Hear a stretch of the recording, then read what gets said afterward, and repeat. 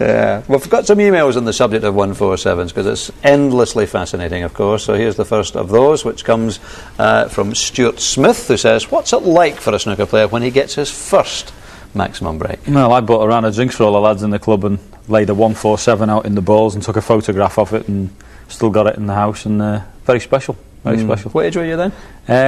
17, I think. 17, yeah. And obviously any number since. In fact, I think we've got an email on that subject about how many 147s there are in practice. Here's one from Martin Cumberbatch, who says, if you start a frame, say in the early rounds of a tournament, you pot a couple of red back combinations, at what point do you start thinking the 147 is on here, and do you alter any particular strategy or plan of attack in that particular frame?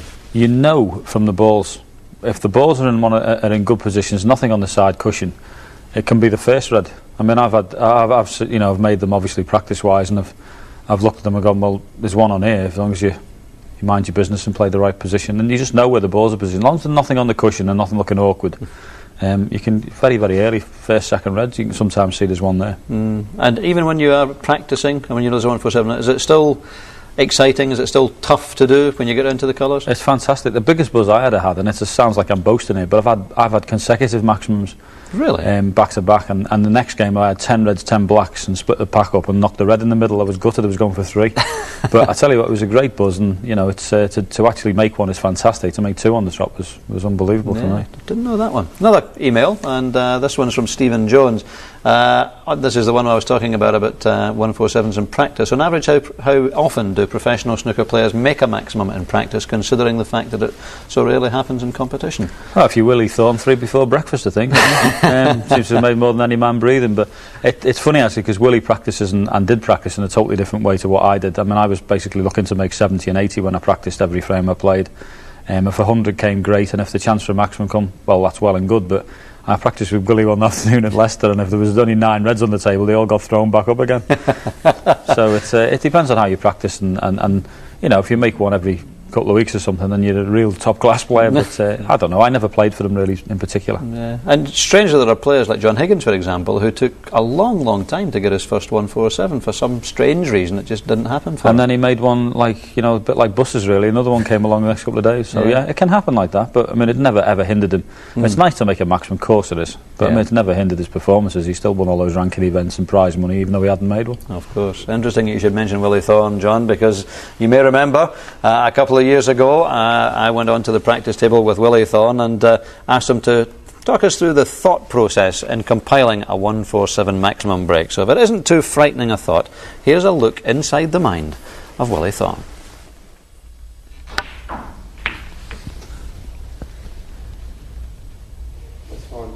Okay. Right, I've nearly snookered myself, Doug, but we've got a long straight one. We can get on the black if we pot it.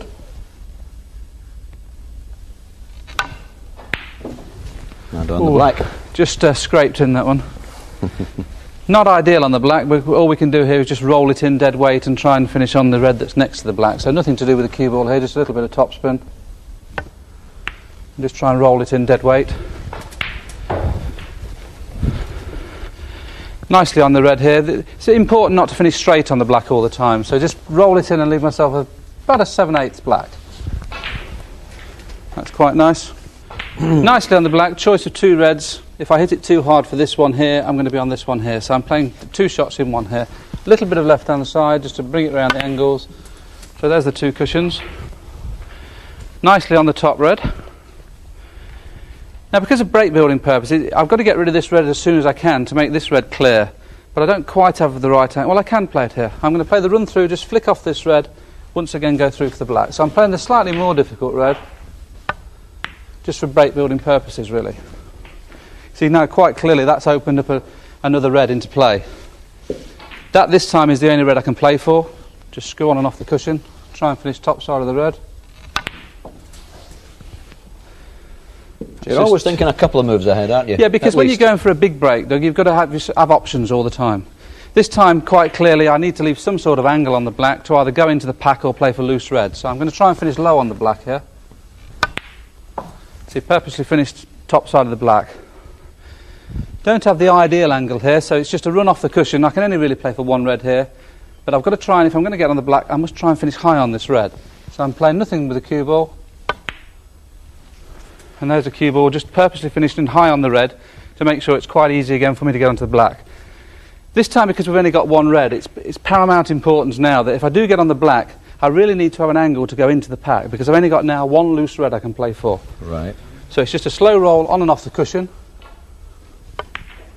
to make sure that I leave myself this angle on the black to now go into the pack. When I do a lot of commentaries we do now, this is what is a very difficult pack. If you went full ball into this ball here, it's very difficult to get the white ball away from the pack. So what you really need to do is hit one of them half ball. This is where a little bit of luck comes into getting guaranteed position. Sure, and the pace is important. Pace is important, yeah. So I got the half ball nicely. Put a red on the cushion, which doesn't help, but we do have the one red available into the middle. If that had been John Higgins, that'd have been perfect, but you know, there's... Now there's a slight gap through the gap of the reds here, which is the only way I can possibly get onto the black. This is a bit of a delicate shot here, so I'm going to try and play the pot into the middle and try and go through this gap. Now it doesn't matter if I kiss, as long as I don't kiss one full ball, I've got a chance of the white ball forcing through here. So that's the idea here. Well, I've actually gone straight through the gap, amazingly enough. Played that too well. Yeah, played it too good. Now we're in trouble here. Well, because it's a difficult black, we're going to have to be forced into playing the kiss on the red that's on the cushion and hopefully knock it over the middle. A tough shot, this one, Willie. Absolutely. We didn't get the kiss, but now it's getting quite exciting because I've potted 6 reds and 6 blacks. So now in my mind, I'm now thinking of going for the 147. Now it's essential not to get straight on any black. So this time, a little stun run through on the red. Yeah, this one rather than this Yes, this one here, yeah. No, the outside one. Well done. And we've got a nice angle now on the black to do as we wish, you know. Not many loose reds now, but I think we've just about got a plant in the middle. And so only one really difficult ball at the moment, isn't there? The one on the cushion. Yeah. But rather than risk going into them not getting on anything, because this plant's not too bad, it's not exactly set, but to keep the break going, I'm just going to stun the white on and off the cushion, try and finish in here, so I've got nothing to do with the plant but draw back again for the black. So nothing to do with the cue ball, stun on and off the cushion, just come nicely out for the plant in the middle pocket. Quite lucky the plant was there actually, but this time the plant looks almost a certainty, so long as I don't finish straight on the black, obviously with playing the plant this time it's going to open another 2 reds into the open, so hopefully we'll get on the... So now we've got a few more reds into the open. This is where it gets tricky. Even though the reds are all nicely situated, there's nothing that really goes in the pocket where the natural angle from the black goes. So this is where I'm going to have to risk a kiss. These 2 reds are available, so any kiss on any of these reds is bound to leave me nicely on the 2 reds. Yeah, so I'm just rolling the black in dead weight, no side, on and off the cushion, and into an area where I can get a kiss. Now any sort of kiss is bound to leave me reds to get onto the black. And if I get a bad kiss and not straight on these 2, we'll have an opportunity probably of putting one in the middle. So it can't go wrong then. Hopefully not. Unless you go through the gap. But there is one there. We're okay yet. Actually, this is terrific because we didn't set out for a 147, but it's very much on now. There's a chance if we can drop this one in, yeah. So it's just drifted by the black, and it's just a case of getting the pace right. Because I've said this before, but it's the absolute certainty where the cue ball is going. The thing is, secret, if I start finishing straight or this side, you're then struggling. Yeah. If you're going to when you're going for 147, a lot of the time it's better to finish high on the black than it is low, because if you finish low, you've now, to stop the cue ball going into baulk, you've now got to be playing cannons on reds. Whereas high, you've always got the chance of playing 1 cushion, 2 cushions, or just straight up here or round here. So you've always got many more options when you're high. Yeah. Let's just put the pressure on you a bit. 6 reds left. We've already had 9 reds and blacks. How many 147s have you had in your long and illustrious career? 169, but not many lately. The last 3 or 4 years have been, about 1 a year really. I'm really not as good as I used to be. One in the UK? I had 1 in the UK Championship. I got £5,000 for it. If I'd done it the next day, which was the television stage, it would have been 100,000. What's 95 grand between friends? Lucky white heather, Will. Right, we've got a red here that's clearly available. Rather than risk playing a cannon this time, because once I get rid of this red, these 2 are available here as well. These 2 are in a nice position to pot in that pocket, so no need to play a kiss here. The natural angle from cue ball is going to hit this red. So I'm going to have to play with a little bit of left-hand side, just to widen the angle. But this is one of those situations, Doug, where I said it's no good me finishing low. Yeah. Because then I've got to go all around the table for the black. So I must finish high. If necessary, finish here, rather than be perfect, because it's very important going for a maximum to get the right side. So a little bit of left-hand side. That's just about perfect. Yeah, haven't come too far, which is yeah, important. if I'd have finished here, you see, I would have to go in and out of baulk, and then it would be virtually, you know, in the lap of the gods to where the cue ball finished. Now in potting this red, everything's available, so nothing to do with the cue ball. On and off the cushion, plain ball, and try it nicely on the black again.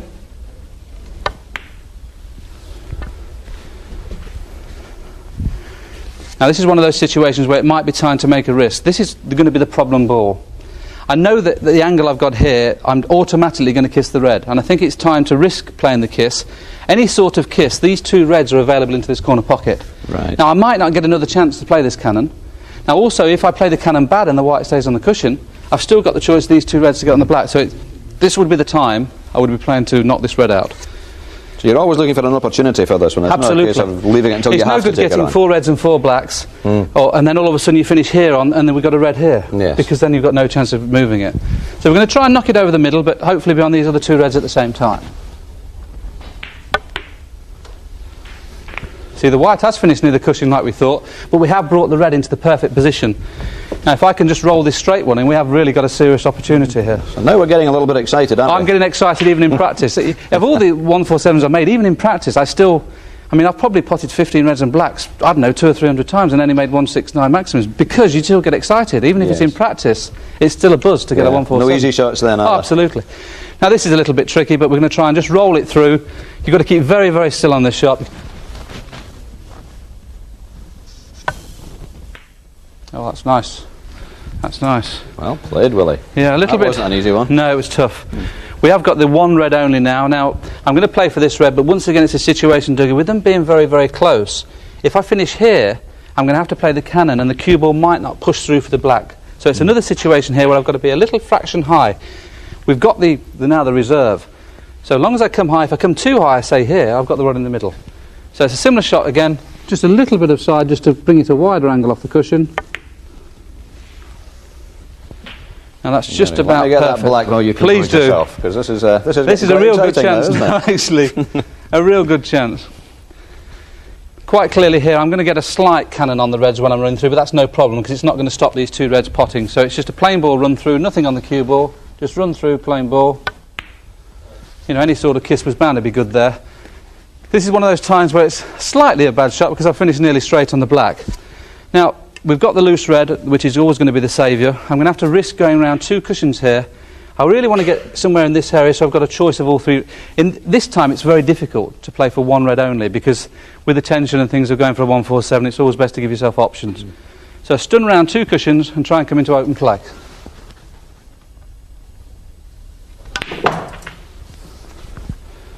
That's pretty good. Bounce. Come on, come off the cushion. That's not too bad, Doug. Yeah, not you've too got bad. a chance. The angle How big a part does adrenaline play now? You're now within this is touching distance, aren't you? I would now be thinking this is a real good chance. If this cue ball had finished an extra 2 inches higher, this would have been a certainty to pot this red, run through for the black, and then a real good chance. But the angle I have on the red, I'm actually going to have to force through this red, because if I just play it dead weight, the cue ball is going to stop here somewhere after kissing this second red. So I'm going to have to rely a little bit on the lap of the gods where the other red's going, but force through the red. That's not too bad. The reds. I was worried really about losing this red towards this cushion. Yes, on the cushion. But you're okay. This is nice. Now, this now is the problem ball. No problem with that one to get onto the black. So this is a situation where even though there's only 2 reds left, I have the opportunity of playing for both reds. What would be in my mind here is potting the black, coming off the cushion, and finish it anywhere around the pink. Because I know that if I get on the pink, on this red, I can just roll it in for the black. If I go past the pink, I've got the red in the middle. So really, anywhere in this area, I'd ideally like to play this one first, because that's going to be my problem ball.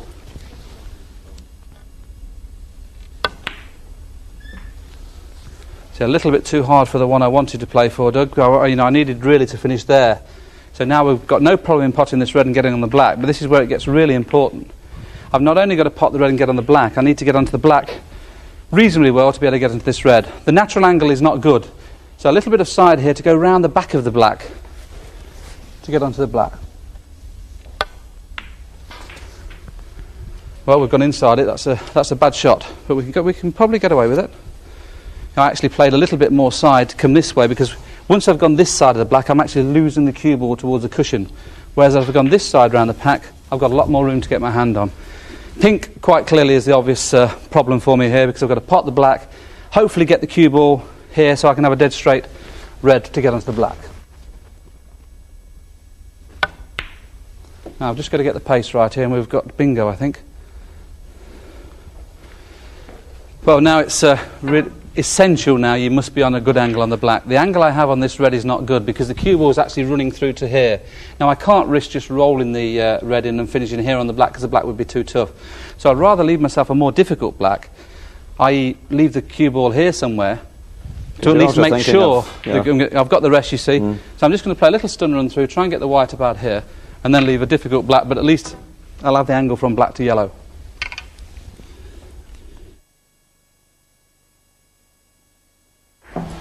See, it's a lot tougher black than you want to play on a 147, but it gives you the chance of the exactly. See, the situation would have been if I'd have rolled it in and finished here, it would have been, you know, a really twitchy yellow, really twitchy black to get the yellow. Because not only have you got to pot the black, you've got to get the pace right through this gap. At least now, with the angle I've got, once the cue ball passes this direction, which is where I'm snookered for the yellow from blue and pink, once it passes this direction, I've now got 6 feet where I can play position. So we don't need to be that precise, really. This is the amazing thing about snooker. People think we've always got the cue ball on a string kind of thing as far as playing for inches.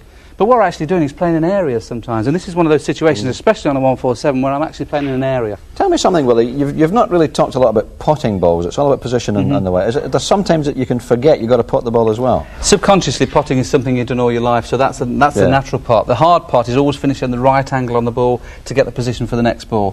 People at home probably think we're playing in spaces of 2 and 3 inches sometimes. Have you seen from the discussion during this frame, I've been playing in areas a lot of times. Because when you're going for a 147, you have to play in areas. You can't just continue to play for every one of the reds to be finished perfect. The angle I've got on the black now I know is not good, but for instance, if I'd have potted the red with the rest and finished here, this would have been, especially at the Crucible, £147,000. Trying to pot the black from here, not only pot the black is difficult, but to get the angle to finish here. At least here, the only problem I've got here is snookering myself on blue and pink.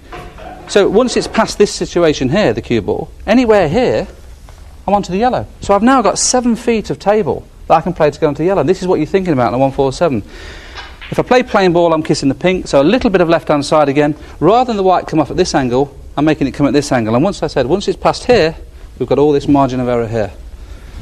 So just a little bit of left-hand side. See, once it's past the pink, you see, I'm okay. Let me get the black. Well, this would have been think about this. This would be a twitcher at the Crucible for 147. If it finished here, straightforward, pot and screw back.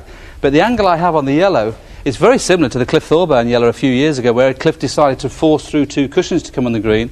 I'm just a little bit straighter than Cliff was, so instead of the cue ball coming back dead straight, because of the angle I've got from white to yellow, the cue ball is going to come virtually here. So I haven't really got that much margin of error here. I can only finish between here and here.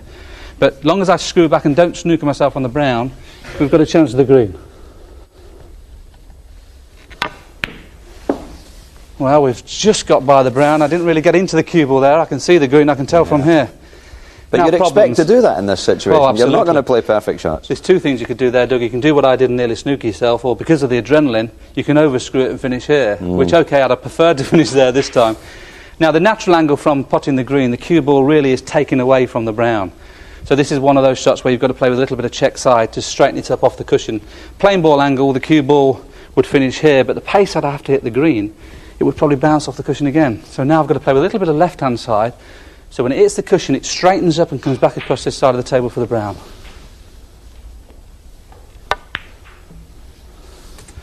Now I need a bounce. Bounce! Ooh, trouble. You mentioned the adrenaline fund. Golfers talk about, in that situation, taking one less club because they're pumped up. Is it the same, the risk of hitting it too hard? We're in practice in this situation here, and I'm getting excited now. We've got a chance of doing it. The angle we have on the brown now is just off straight. I'm going to try... Anywhere in the middle of the table is essential. I'd ideally, obviously, like to finish here, but you can't guarantee it in this situation. I've got to make sure the cue ball gets past at least here, so I'm playing around 2 cushions, and once it's past here, I've got some sort of shot on the blue. I'd ideally, like I said, trying to finish here, but so run through. Come on, white. Not ideal on the blue, Doug, but we're only 3 shots away. The problem ball here is making sure I don't kiss the black. The natural angle would be coming off this cushion here. So I've just got to play a little bit lower on the cue ball just to make sure I miss the kiss on the black and hopefully finish nicely on the pink in the middle pocket. Slow down, slow down. Whoa. Whew. Pressure. Well, this is perfect. Normally in this situation you would really be shaking. So nothing to do with the cue ball. Roll it in, on and off the cushion. Can't do anything else but be nice on the black. So it's just a case of hopefully don't miss the putting putt. Oh dear, well, £147,000 at the Crucible. How difficult is this black then? Well, normally 100 out of 100. Yeah. In this situation, probably about 95 out of 100. And what was it Jack Carnham said? Good luck, mate. Brilliant. What can I say? Unbelievable. Absolutely brilliant. I can't believe it. 147,000, I believe. £1.47. There you go, mate. Well done. All that work for £1.47. I still find that fascinating. You enjoy that? It was great. The 27 takes you probably did for it was marvellous as well. 2, to be fair. I mean, we never denied it, but I know, Willie missed 2 balls, which is pretty impressive. I'm giving him a bit of stick, but listen, he was a great break builder, Willie. It was his finest quality in his game, actually. And he made breaks with finesse. He always made split the balls when it was the right time to go, and an excellent break builder. Yeah. Excellent break builder. And even when you were watching that, you were saying, I wouldn't have gone that way, I might have played it a different way, which is, again, part of the fascination of the game. There's no right way and wrong way. No, everybody sees it differently. I mean, hopefully the end product is the same to make the maximum, but we all...